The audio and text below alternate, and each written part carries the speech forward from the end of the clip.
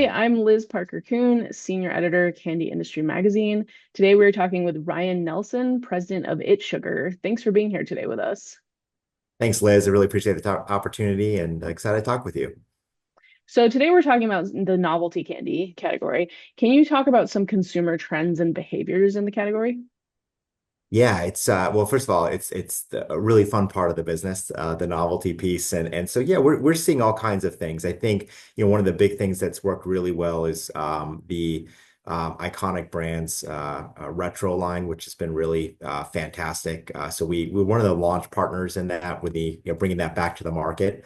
And so we had a small exclusive at the beginning and did really well with the specifically the retro sours, and those were a neat thing to bring back, and just a lot of interest, people coming to our brand for the first time to purchase, locating this product, and they've been able to and again, it made a huge impact on not only in our stores but on our a website on itssugar.com. And they've been able to follow that up. What's been really neat is, that kind of brought back to life the cream savers, the bubble jug, and now more recently the ouch bubble gum. So we've really seen that kind of the retro, but really this kind of early 2000s time frame has seemed to be really popular right now, and people really and what we're seeing is those people coming back to want to experience it for the first time. But what's happening on social media is, people then wanting to get into the action, a fear of missing out, and so we're getting all kinds of younger generations that are buying this product as well and excited to try it and share. So that's kind of one of probably one of the more exciting things that's happened this year so far, and continues to be a really top selling kind of category for us moving forward. Yeah, Okay. I definitely remember cream savers, so it makes me feel old that these are like vintage I know. candies now. Every time I Uh, see a movie on AMC or something, I go, oh, that's not that old stuff. Yeah. So, right. yeah. Can you also talk about like flavors, ingredients, buying consumption occasions, trends, things like that? Yeah. Yeah, so yeah, all kinds of flavors, but we're really seeing a lot. The chamoy space has been really popular. So, all types of candies, heat and candy, so stuff that's a little spicier has been also very popular. More traditional, the blue raspberry flavor in particular, anything blue ras, we make a big deal about it. Is it available in blue ras? And that's kind of what our that really just seems to work. And that's one of those flavor profiles that doesn't really matter what the product is, that flavor profile is just highly desirable. And that's been a trend for a little while, but that's continued, and it's actually probably stronger now than ever. And but yeah, so it's some of the more, chamoy, heat, and more of some of the exotic stuff, and then really the blue ras, kind of a traditional favorite that's really picked up, and it continues to be super popular. Okay, makes sense. And then Yeah. you answered this a little bit already, but how does It Sugar work to keep up with current consumer interests? Yeah, this is a big deal. What we've seen is a real pivot into kind of trend candy, and being on top of that, and so we take a lot of effort. So we belong to certain platforms that help us understand what's trend, what's trending out in the restaurant world, the fashion world, on top of candy. A lot of times those things can combine, and you can get really good clues on what may be coming up and what's popular.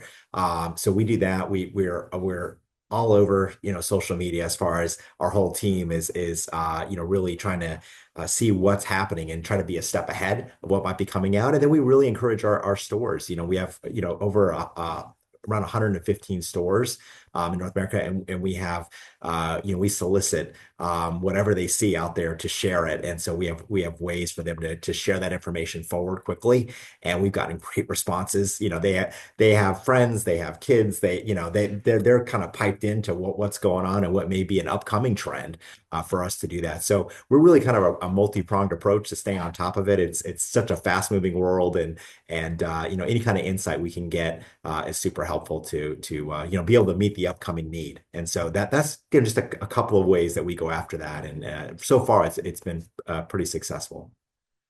Okay, makes sense. And then have there been any notable innovations in novelty candy that you've seen lately?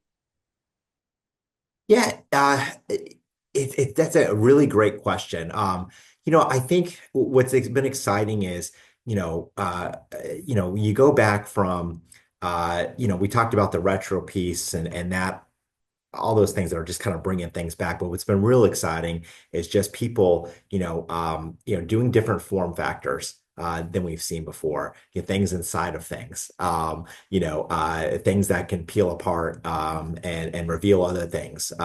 That's pretty neat. Again the exotic flavors and combinations that we just haven't seen, or that maybe sound on the surface like I don't know about this one, but when you try it, it's actually it's really fantastic and just different materials. I think of our one of the big trending candies is the crystal candy, and so that's just kind of different than what people have tried, and they do it in all different types of form factors now. And so I think that's really where the innovation is coming in. It's just the really pushing the envelope on what people have seen. And so I think there's been more innovation just in the last couple of years than we've seen, probably in the prior 10, just because again, people trying to get out in front and I think this trending candy world kind of lends to that is what else can we do? How do we take it to the next level? And it's really pushing the innovation. And so we're excited about those things and I think we're which is great for the industry overall that we're seeing that and it's keeping people's interest levels super high. It's not just the old favorites.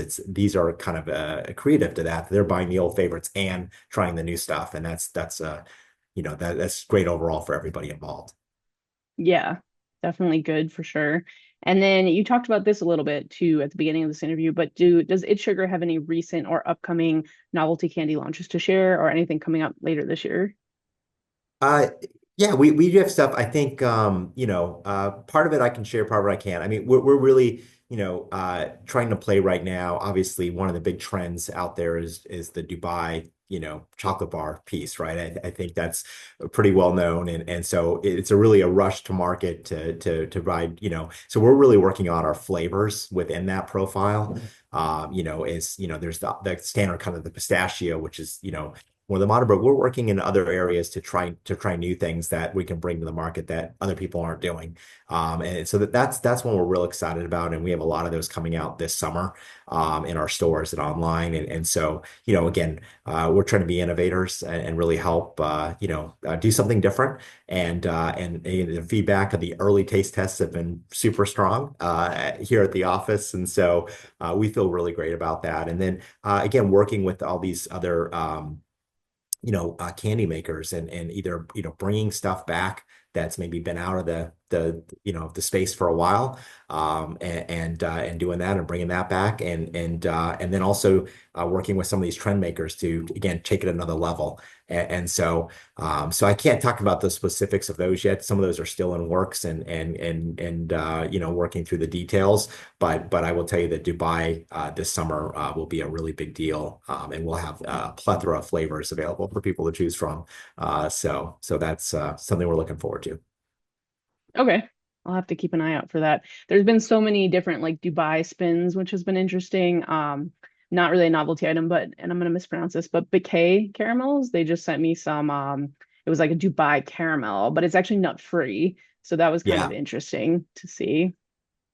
Yeah, I think what we're starting to see is this kind of broader definition of Dubai style, and that kind of thing. And I think that's fair. I think that creates some of this innovation. So people are taking kind of the base concept and saying, oh, well, what else can we do with it? And like you said, then there's the alternative stuff for, again, nut free or different allergens. And so you can kind of see that market starting to develop as well. And so, but I think overall, again, I think this is all, positive stuff. And again, the Dubai style kind of gives you more of a license to go a little broader with the flavor profiles and things of that nature. So yes, I think we'll continue to see that going forward. Yep, I think so as well. For my last question, what is your personal favorite novelty candy that It's Sugar sells? Yeah, so this has gone around and around a little bit for me. So the end of the day, uh, you know, uh, I am a cream saver person. And not only that, I'm a couple of different flavors of the cream saver. So this is, so there's the more traditional, one, but the orange, kind of the orange and cream one came back out, and I just can't get enough. I am literally, they're in my bag, they're in my pocket. It's kind of my go-to, and it just, I think it's partly, it just, it brings me back. It's a little reminiscing, but it's just a classic flavor that I just can't get enough of. So it's kind of a joke around here that if anybody's hankering for a cream saver, I probably have one on me that I can give, and it's been great. So when I'm out in stores or anywhere, I'm always trying to sell these things. Like this is my go-to item. If you haven't tried it yet, you got to try it. And so, but that's my go-to, and it will change over time. I'll go in and out of things, but this has been pretty solid for the last 2 years that I've been on this cream saver thing, and it's just something I enjoy a ton. So I definitely remember those. And I don't yeah, remember those from the 90s or 2000s, but I think there was like a strawberry and cream one that was really there is good. that's more the classic one and Yeah. that's kind of that. And then the orange one came out, like forget it, like I can't stop. So probably had too many of those orange creamsicles as a kid. So Yeah. Yeah, those were, I remember them like I can remember the taste. That's what's wild about it. yeah, And it was like, yeah, 20 years ago. But yeah. um Okay. but anyway, that's all the time we have for today. But thanks again for being here with us. Thank you, Liz. I really enjoyed it, and I really appreciate your time.